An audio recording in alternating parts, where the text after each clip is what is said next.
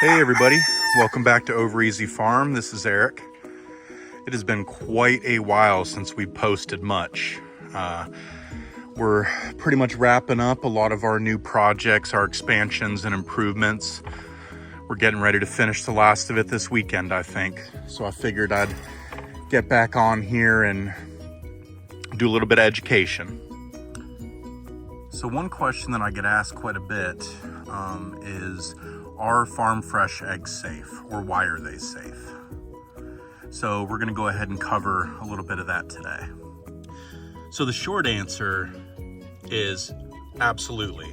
Farm fresh eggs are completely safe if handled properly. But the bigger question is to kind of understand why they're safe is what is the difference between farm fresh eggs from your local farm, family farm, versus store-bought eggs. So the main difference between store-bought eggs and farm fresh eggs, other than the taste obviously, is going to be that store-bought eggs are washed per FDA regulations before they can be sold. There's an exception to that rule about the whole having to pre-wash eggs. I believe that starts at 2,000 hens. You may want to look that up yourself. Don't quote me on that, because as always, don't take what you watch in this video or any of my videos to heart. Take a little bit of what you see here and what you hear elsewhere, combined with what you do on your own research, and kind of come up with your own conclusion from that. But it is about 2,000 hens. At that point, you have to start washing your eggs via FDA regulations. Why is washing eggs different or good or bad versus unwashed eggs is another good question.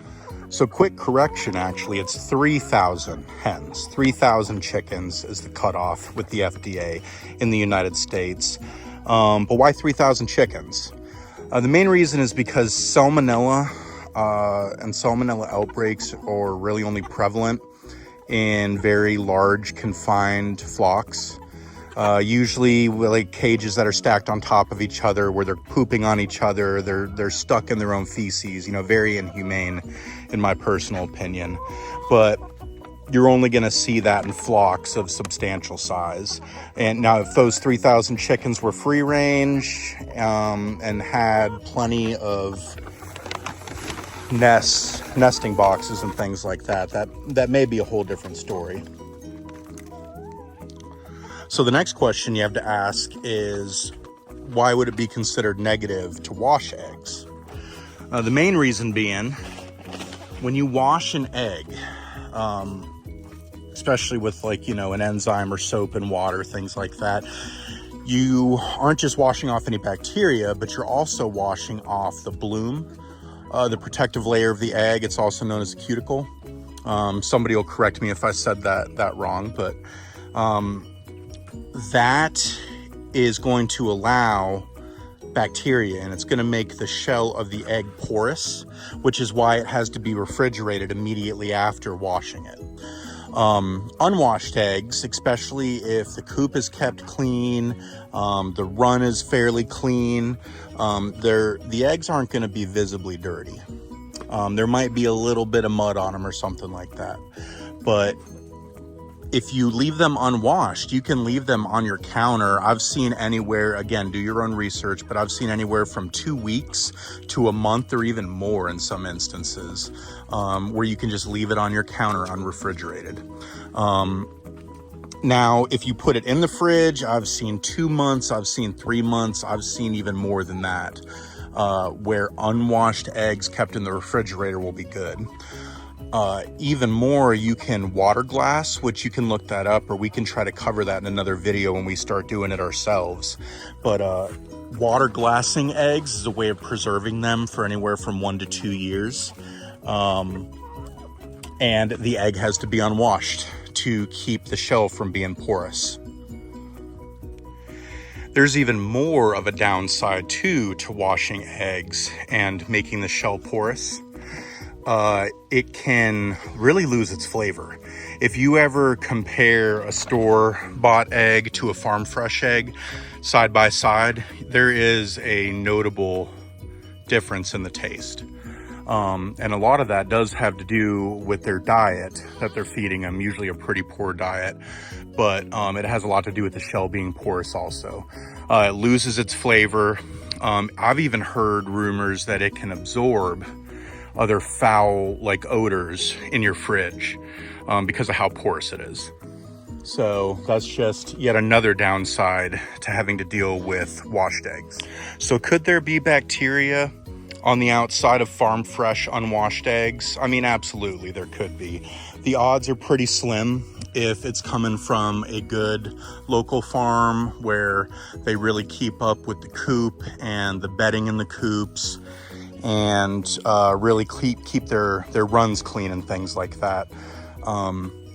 But otherwise, it isn't too likely. But I always encourage people who are on the fence about it to just wash the eggs prior to cooking them. Just wash them with some soap and warm water.